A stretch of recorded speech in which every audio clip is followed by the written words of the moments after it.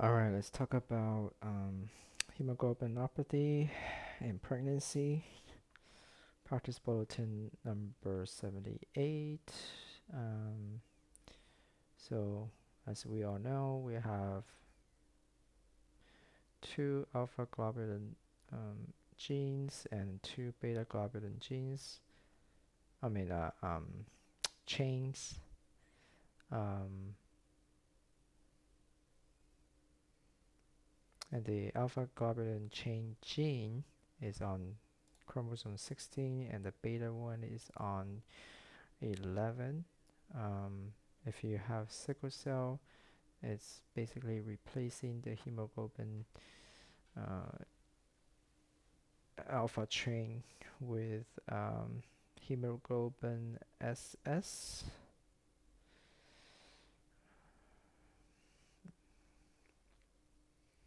And there's a variation, hemoglobin SC,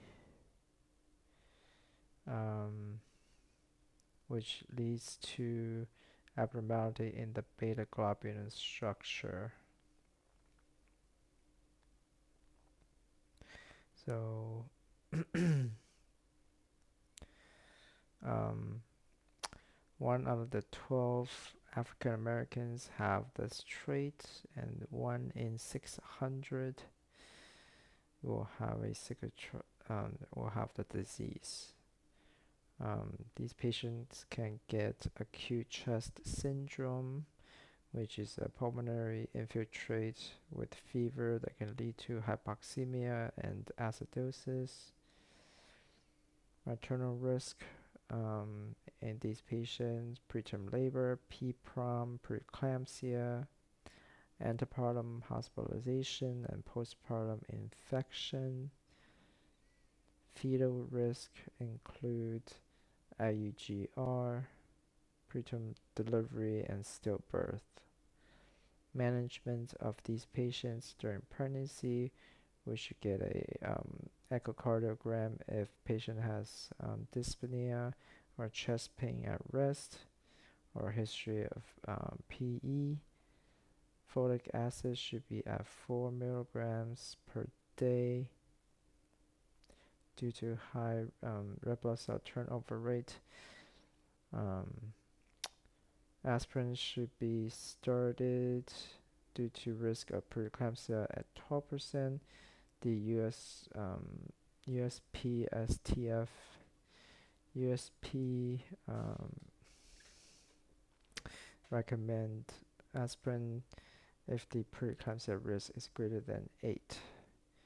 Normal risk is about 4%. Painful crises. These are the problem these patients can encounter during pregnancy because they can't use hydroxyurea for painful crises due to teratogenicity. We can use opiates for pain control with to keep the oxygen saturation greater than 95%. Serial ultrasound and antepartum fetal testing is reasonable. When we do transfuse these patients, the goal is to lower the hemoglobin S to less than 40% and hemoglobin concentration to over 10 grams per deciliter. There is no clear benefit in prophylactic transfusion.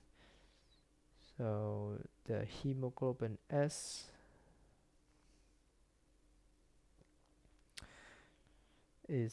differs from the normal hemoglobin A.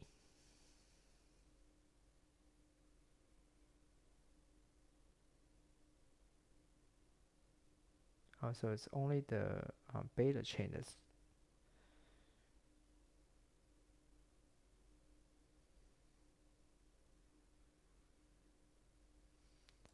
hemoglobin A or the beta chain. Uh, Alpha thalassemia.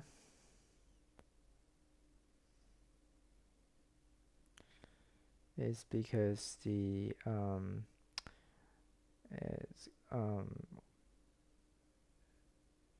there's a deletion in the alpha globulin gene. Um, we can have the more severe form of hemoglobin H disease, where the 3 of the 4 genes is deleted. Um, this can lead to mild to moderate hemolytic microcytic anemia. We can have hemoglobin Bart syndrome, in which all the alpha globulin chain genes are deleted. This can lead to hydrops fatalis, stillbirth, and preeclampsia.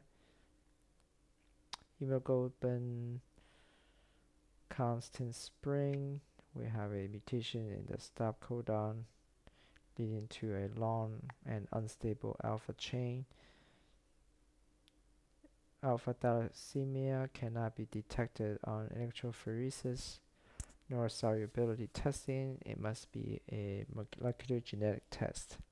If the MCV is low and iron deficiency anemia is ruled out, DNA-based testing needs to be done on the alpha globulin gene.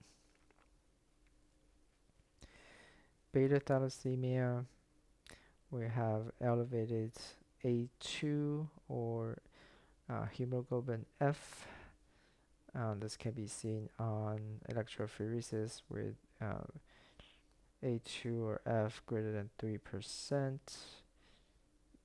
Beta thalassemia minor does have a high rate of IUGR or oligo, but other than that, the pregnancy is pretty normal. However, if you have beta thalassemia major or Cooley's anemia, we can have, well, these patients usually don't get pregnant because of delayed sexual development and poor growth. These patients die before 10 unless they have regular transfusions. Even if they survive, they have hypothalamic dysfunction and ovulation due to hemosiderin deposits. Pregnant, however, some patients can get pregnant, but only if they have normal cardiac function. They will need prolonged hyperperfusion therapy to maintain hemoglobin greater than 10. Usually iron chelation therapy with deferoxamine is not used during pregnancy. Fetal growth scans should be done in these patients due to developing, I guess, hydrops.